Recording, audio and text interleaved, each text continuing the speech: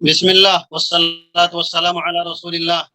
وعلی آلہ وصحبہ وموالہ۔ قابل صد احترام رئیس جامعہ ڈاکٹر عبداللہ محمد السلفی حفظہ اللہ، لائق صد افتخار صدر ذی وقار استاذ محترم ڈاکٹر ارشد فہیم المدنی حفظہ اللہ، دیگر کبار و صغار تیمی اخوان و اخوات اور میرے دینی اور اسلامی بھائیوں، آج کی اس کانفرنس کی دوسری نشست میں آپ کے سامنے اپنے مقالہ کو پیش کرنے کی سعادت حاصل کر رہا ہوں۔ عنوان مقالہ معلوم ہے۔ میرے بھائیوں، رسول اکرم صلی اللہ علیہ وسلم کی حیات طیبہ کے تمام افعال و اقوال وحی الہی کے ترجمان ہیں۔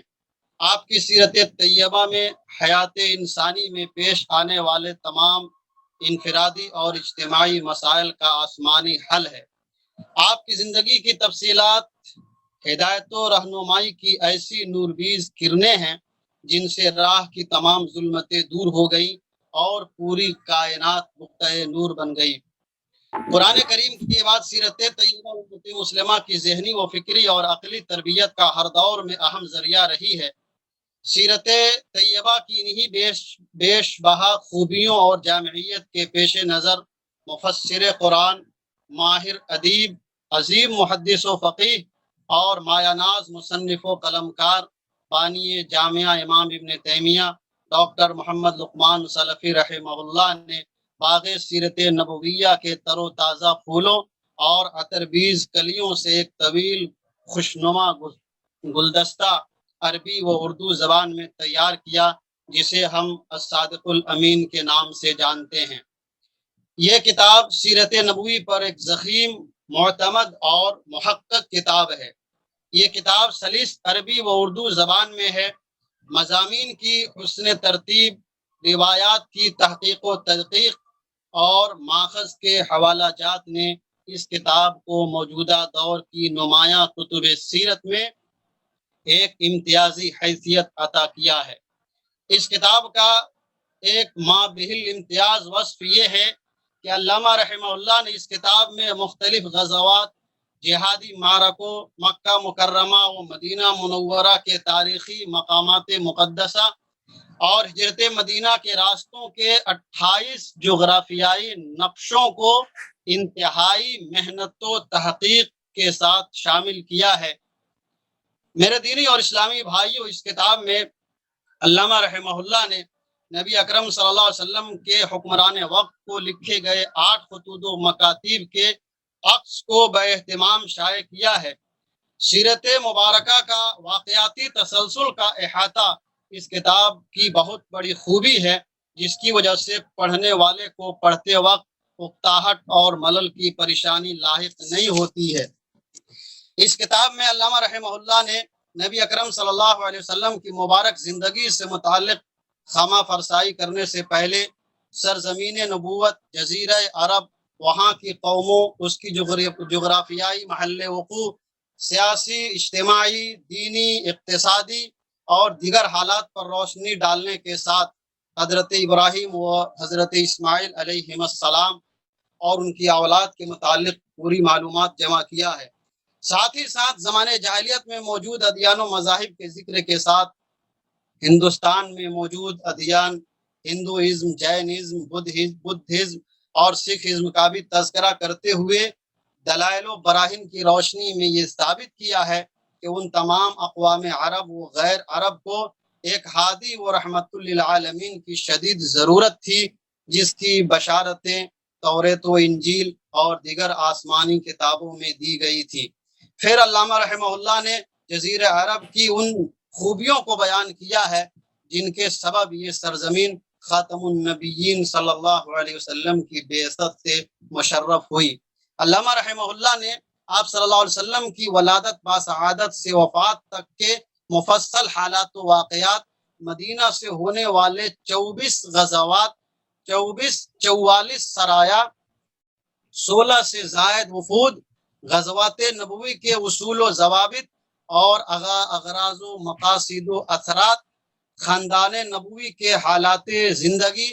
تعدد زوجات کے اسباب و حکمتیں اور تعدد ازدواج اور دین اسلام کے اصول و مبادی کے خلاف زارافشانی کرنے والے دشمنان اسلام، اہل مغرب اور اسلام کی نسبت کرنے والے ان کے شاگردوں کے بیمار اعتراضات اور شبہات کا علمی رد، اور آپ صلی اللہ علیہ وسلم کے پاکیزہ اخلاق و خصال، صفات و کمالات اور خصوصیات و معجزات کے متعدد وقائع قرآن و سنت کی روشنی میں بیان کیا ہے۔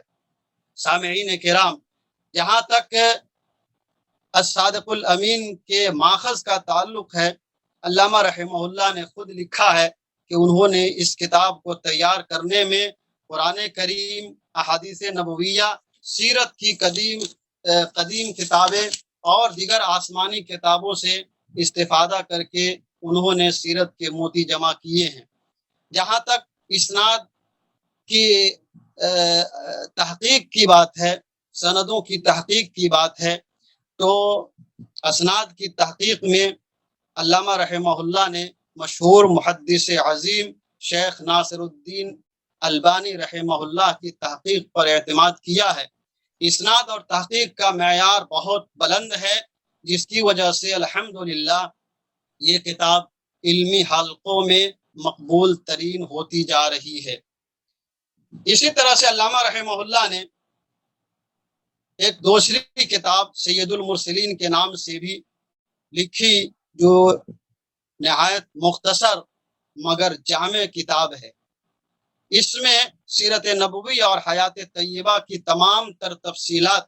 پورے تسلسل اور منفرد اسلوب میں علامہ رحمہ اللہ نے بیان کیا ہے۔ یہ کتاب اہل مدارس کے لیے ایک گرامایہ تحفہ ہے۔ ان کتابوں کے علاوہ علامہ رحمہ اللہ نے اپنی زیر نگرانی ایسی کتابوں کی طباعت کرائی ہے جو سیرت نبویہ اور اس کی جزیات پر مشتمل ہیں۔ ان بہترین اور مفید کتابوں کی طباعت کرا کر کے بانی جامعہ ڈاکٹر محمد لقمان سلفی رحمہ اللہ نے خدمت رسول کا حق ادا کرنے کی گرامایہ اور بیش بہا کوشش کی ہے، جیسے رش البرد، الرحمت المہدات، مہر نبوت، معجزات نبوی اور رسول اکرم صلی اللہ علیہ وسلم پر درود السلام وغیرہ۔ یہ ساری کتابیں علامہ رحمہ اللہ نے اپنی زیر نگرانی طبع کرائی ہیں۔ بانی جامعہ رحمہ اللہ کی سیرت نبوی صلی اللہ علیہ وسلم سے محبت کی یہ مختصر سی جھلک ہے، جس سے اندازہ لگانا مشکل نہیں ہے کہ بانی جامعہ علامہ ڈاکٹر محمد لقمان سلفی رحمہ اللہ نے جہاں تفسیر، حدیث، فقہ اور ادب میں اپنے علمی جوہر بکھیرے ہیں، وہیں بحیثیت سیرت نگار سیرت کے میدان میں آپ نے اپنے عظیم کارہائے نمایاں انجام دیے ہیں۔ میری دعا ہے